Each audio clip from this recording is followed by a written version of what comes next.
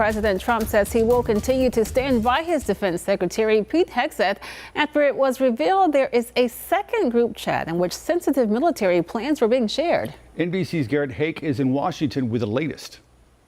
This morning, President Trump standing by his embattled Secretary of Defense.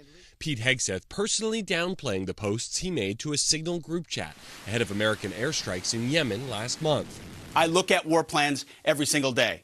What was shared over Signal, then and now, however you characterize it, was informal, unclassified coordinations for media coordination and other things. But 3 U.S. officials with direct knowledge of the text exchanges say that, in fact, shortly before U.S. fighter jets took off to launch strikes against Iranian-backed rebels in Yemen, Hegseth took information passed up through secure channels from the head of U.S. Central Command, General Eric Kurilla, including about when the aircraft would take off and hit their targets, and sent it from his personal phone to 2 signal group chats, the sources say, including one first disclosed this week by the New York Times, which included his wife, his brother, and his personal lawyer, the latter 2 Pentagon employees. John Bolton, who served as national security advisor in the first Trump White House, calling Hegseth a, quote, lightweight, adding he doesn't think he's long for the job. Leads me to wonder what he's doing on the job on a minute-to-minute, hour-by-hour basis, that he's got time to knock out signal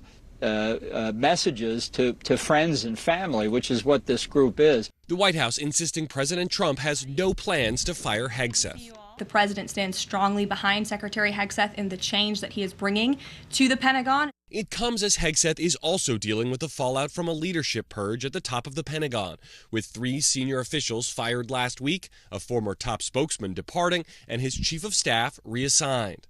Hegseth blaming the fired officials for damaging leaks and negative news stories about his leadership. I don't have time for leakers. I don't have time for the hoax press that peddles old stories from disgruntled employees.